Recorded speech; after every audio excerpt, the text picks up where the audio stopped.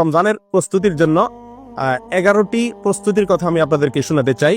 11টি tips দিতে চাই, যে টিপসগুলো আমাদেরকে সহায়তা করবে রমজান মাসকে সুন্দরভাবে কাটানোর জন্য। যেই উদ্দেশ্যে আল্লাহ তাআলা রমজান দিয়েছেন, যে উদ্দেশ্যে আল্লাহ তাআলা সিয়াম দিয়েছেন, তাকওয়ার পথে আমরা অগ্রসর হওয়ার জন্য এই 11টি পরামর্শ ইনশাআল্লাহ আমাদের কাজে আসবে। তার ভিতরে প্রথম হলো তওবা এবং ইস্তেগফার করা। কি করা ভাই?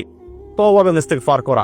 কেউ যদি আল্লাহর কাঠগড়ার আসামি থাকেন, আগে থেকে তার নামে মামলা হয়ে থাকে, আগে থেকে তিনি দাগিয়ে আসামি হয়ে থাকেন, তাহলে নতুন করে আল্লাহর পক্ষ থেকে কোন নেক আমলের তৌফিক তার জন্য পাওয়া একটু কঠিন। এই জন্য আগের যে অপরাধগুলো আছে, রমজান আসছে সেই জন্য আল্লাহর কাছে সেগুলোর জন্য তওবা ইস্তেগফার করে নতুন করে জীবন গড়ার জন্য সংকল্প করতে হবে।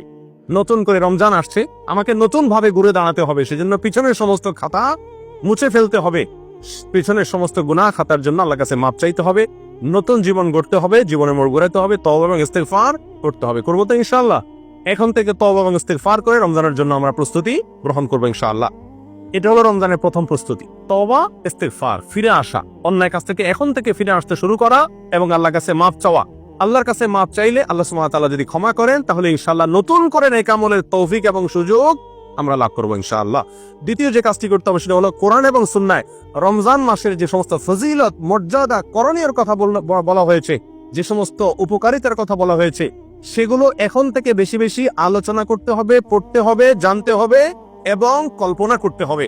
মাথায় বারবার রিমাইন্ড করতে হবে যে রমজান কিন্তু আসছে, জানো হে আমার প্রবৃত্তি, নিজকে নিজে বলতে হবে যে রমজান আসছে, সেই রমজান আমার জান্নাতে যাওয়ার সুযোগ, সেই রমজান আল্লাহকে সবচেয়ে বেশি সন্তুষ্ট করার সর্বোত্তম উপায়, এই রমজান জান্নাতের বিশেষ গেট দিয়ে প্রবেশের এক সুবর্ণ সুযোগ, এই রমজান আমার পূর্বের সব গুনাহ খাতাকে মাফ করার উপায়, এই রমজান আমার জীবনকে পরিবর্তন করার উপায়, এই রমজান শয়তানের সঙ্গে যে আমার কুস্তি চলে, লড়াই চলে, সে আমাকে অন্যায় করাতে চায়, আমি ভালো থাকতে চাই, সেই লড়াইয়ে আমার জেতার সুযোগ, কারণ আল্লাহ শয়তানকে এই মাসে বেঁধে রাখেন, আমার সুযোগ এই মাসে আমি তাকে হারিয়ে জান্নাতি হওয়ার সুযোগ পেতে পারি।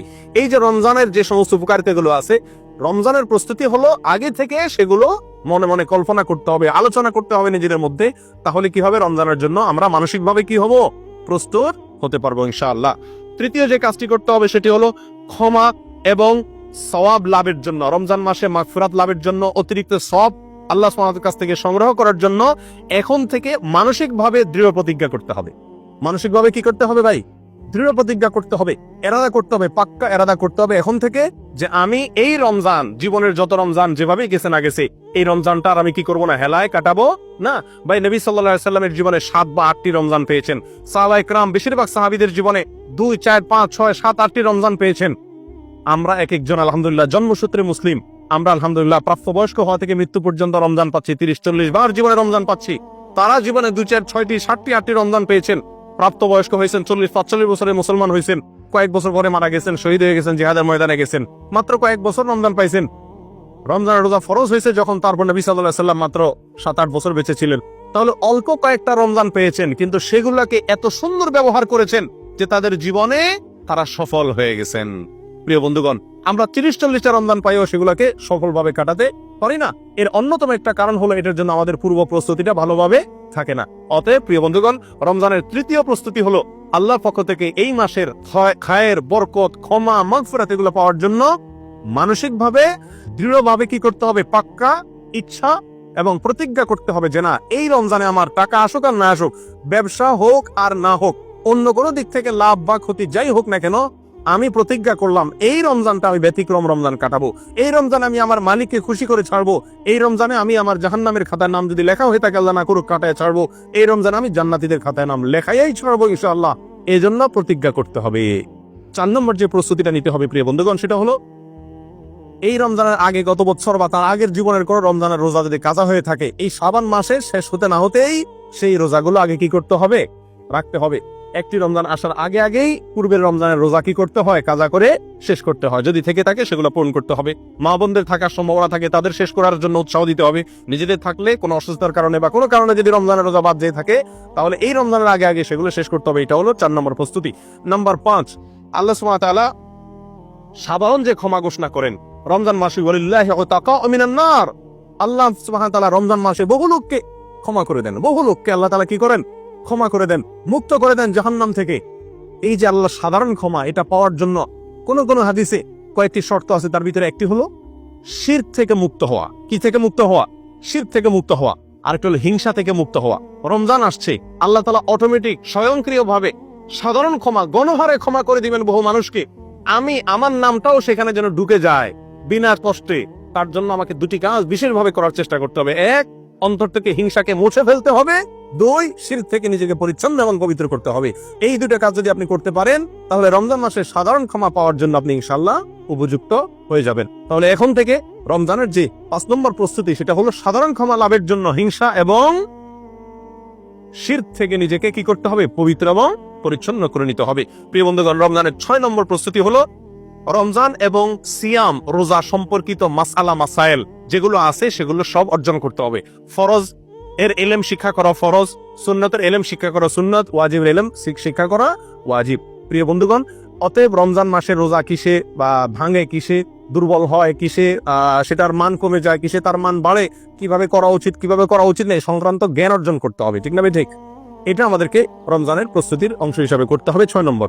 7 নম্বর যে প্রস্তুতিটা নিতে হবে সেটা হলো পিছনের যে সমস্ত রমজান আমাদের কেটে গেছে, গত বছর তা আগের বছর বিভিন্ন রমজান চলে গেছে না, সেই রমজানগুলোতে আমরা আমল করতে পারি নাই অনেকে। ঠিক না ভাই? ঠিক। রমজানের পরে আফসোস করি।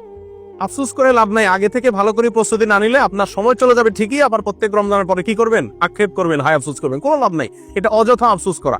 প্রিয় বন্ধুগণ, বিগত রমজানগুলোতে আমি কেন নেকামল করতে পারি নাই? কেন আমার তারাবিটা পড়া হয় নাই? কেন আমার কোরআন কারীম ভালো করে পড়া হয় নাই একবার? কেন আমার অর্থ সহকারে কোরআন বোঝা হয় নাই? কেন আমার কোরআনের হালাকে বসা হয় নাই? কেন আমার প্রচুর পরিমাণ দান করা হয় নাই? কেন আমার অমুক কাজটা করা হয় নাই? কেন মিসকিনদেরকে ইফতার করতে পারি নাই? কেন রোজাদারকে ইফতার করতে পারি নাই? কেন দান দক্ষিণা করতে পারি নাই? কেন ওই আমলটা করতে পারি নাই? কেন সে আমলটা করতে পারি নাই? কেন ইতিকাফ করতে পারি নাই? কি সমস্যা ছিল? সেগুলো এবার রমজানের আগে চিহ্নিত করতে হবে যে গত বছর আমি কেন করতে পারি নাই। বন্ধুর কারণে, রুমমেটের কারণে, টাকার লোভের কারণে, কি সমস্যার কারণে, সেটাকে চিহ্নিত করতে হবে। করে এই বছর রমজানের আগে আগে সেই কারণগুলো থেকে নিজেকে পরিচ্ছন্ন করে নিতে হবে। তাহলে ইনশাআল্লাহ এবার রমজানটা আপনি সুন্দরভাবে এবং ভালোভাবে কাটাতে পারবেন। আল্লাহ তাআলা আমাদেরকে তৌফিক দান করেন।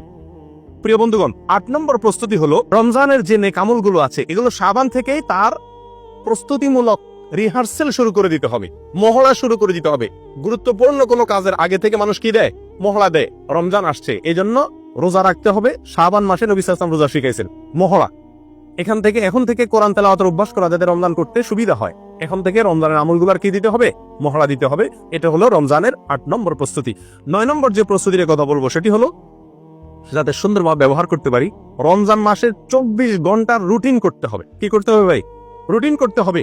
সকাল থেকে সন্ধ্যা পর্যন্ত ডিউটিতে থাকি আর যেখানেই থাকি, আমি কোন মুহূর্তটি কিভাবে আল্লাহকে সন্তুষ্ট করার চেষ্টা করব, কোন মুহূর্তটি আমি ডিউটির সময় আল্লাহকে কিভাবে সন্তুষ্ট করার চেষ্টা করব, রুমে আসার পরে আমার মালিককে কিভাবে সন্তুষ্ট করব, আমি কিভাবে আল্লাহর অসন্তুষ্টির পথ থেকে ফিরে আসব, পুরা দিনের ছক আঁকা। এটা এখন থেকে কি করা? তালিকা করে নেওয়া। কথা বুঝে আসছে ভাই? 10 নম্বর যে প্রস্তুতি, রমজানের 10 নম্বর প্রস্তুতি হলো শুধুমাত্র হেলাল কমিটির দিকে চেয়ে থাকি আমরা শাবানের শেষ তারিখে, যে রমজানের চাঁদ উঠছে কিনা। সবাই আজকাল এখন তো হেলাল কমিটিও না, মোবাইলের দিকে তাকা, টেলিভিশন আর রেডিওর খবরের দিকে তাকা যে চাঁদ ওঠার কোনো খবর আসছে কিনা। চাঁদ দেখার সুন্নতটা পৃথিবী থেকে বিদায় হওয়ার পথে। হেলাল কমিটির লোকজন, চাঁদ দেখা কমিটির লোকজন চাঁদ দেখবে, ঠিক আছে, কিন্তু আমাদেরও চাঁদ দেখার জন্য চেষ্টা করা উচিত। এই সুন্নতটা দুনিয়া থেকে বিদায় হয়ে গেছে। চাঁদ দেখার একটা দোয়া নবী সাল্লাল্লাহু আলাইহি ওয়াসাল্লাম শিক্ষা দিয়েছেন, আল্লাহুম্মা আহিল্লাহু আলাইনা বিল আমনি ওয়াল ঈমান ওয়াস সালামাতি ওয়াল ইসলাম। আল্লাহ নিরাপত্তা এবং শান্তি নিয়ে যেন এই চাঁদ আমাদের মাঝে আগমন করে, এই দোয়া নবী সাল্লাল্লাহু আলাইহি ওয়াসাল্লাম শিক্ষা দিয়েছেন। অতএব রমজানের প্রস্তুতি 10 নম্বর প্রস্তুতি হবে শাবানের শেষ তারিখে, 29 তারিখে যার যার সাধ্য অনুযায়ী চাঁদ দেখার জন্য পশ্চিম আকাশে একটু অনুসন্ধান চালানো। 11 নম্বর সর্বশেষ রমজানের প্রস্তুতি হলো ভাই বেশি বেশি আল্লাহর কাছে দোয়া করা এখন থেকে, মালিক আমি যতই চেষ্টা করি তোমার তৌফিক না হলে কোনো ভালো কাজ করার তৌফিক হবে না। আল্লাহ, রমজানে কত মানুষ সৌভাগ্যবানদের কাতারে নাম লেখাবে, আল্লাহ কত মানুষ ক্ষমাপ্রাপ্ত হয়ে যাবে, আল্লাহ কত মানুষ জান্নাতি হয়ে যাবে। মালিক আমি যেন সেই সৌভাগ্যবানদের কাতারে হতে পারি। আল্লাহ তুমি একটু আমাকে তৌফিক দিও, সহজ করে দিও।